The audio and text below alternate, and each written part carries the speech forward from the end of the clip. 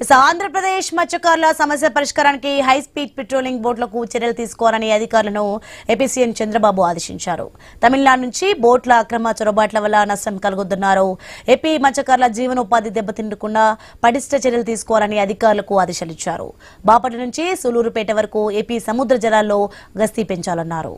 ఇతర రాష్ట్రాల బోట్లు చొరబడకుండా చర్యలు చేపట్టాల్సిందేనని తేల్చి చెప్పారు ముఖ్యమంత్రి.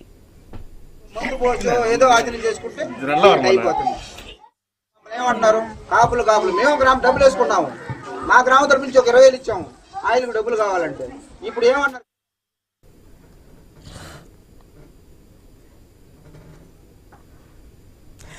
ఆంధ్రప్రదేశ్ మత్స్యకారుల సమస్య పరిష్కారానికి హై స్పీడ్ పెట్రోలింగ్ బోట్లకు చర్యలు తీసుకోవాలని అధికారులను ఏపీ సీఎం చంద్రబాబు ఆదేశించారు. తమిళనాడు నుంచి బోట్ల అక్రమ చొరబాట్ల వల్ల నష్టం కలుగుతున్నారు. ఏపీ మత్స్యకారుల జీవనోపాధి దెబ్బతినకుండా పటిష్ట చర్యలు తీసుకోవాలని అధికారులకు ఆదేశాలిచ్చారు. బాపట్ల నుంచి సూలూరుపేట వరకు ఏపీ సముద్ర జలాల్లో గస్తీ పెంచాలన్నారు. ఇతర రాష్ట్రాలు బోట్లు చొరబడకుండా చర్యలు చేపట్టాల్సిందేనని తేల్చెప్పారు ముఖ్యమంత్రి. రైట్, ఇదే అంశానికి సంబంధించి మరింత సమాచారం మా ప్రతినిధి కాంతి అందిస్తారు. ఎస్ కాంతి.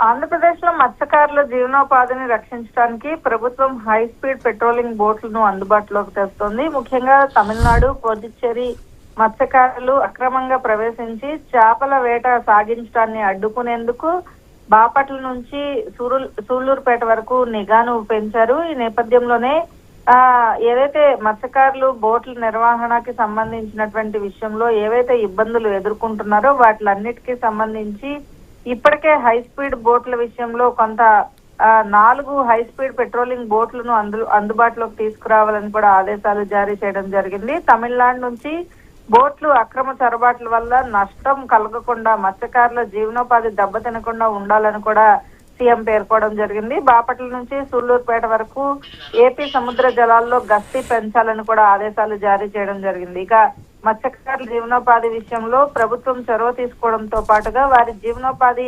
దెబ్బతినకుండా ఏదైతే పెట్రోలింగ్ విషయంలో కూడా చాలా జాగ్రత్తలు తీసుకోవాలని సీఎం ఆదేశాలు ఇచ్చారు. ఈ నేపథ్యంలోనే మత్స్యకారులకు సంబంధించినటువంటి ఏదైతే పొరుగు రాష్ట్రాల బోట్ల వల్ల స్థానిక మత్స్యకారులు చేపల వేటకి సాగించలేక ఇబ్బందులను ఎదుర్కొంటున్నారో వాటికి అడ్డుకట్ట వేసే అవకాశం ఉంటుంది. సరిహద్దు దాటి వచ్చి వేట సాగించే పక్క రాష్ట్రాల బోట్లను అధికారులు స్వాధీనం చేసుకునేలాగా కూడా ఏర్పాట్లు చేపట్టడం జరిగింది. Right, thanks for the information Kanthi.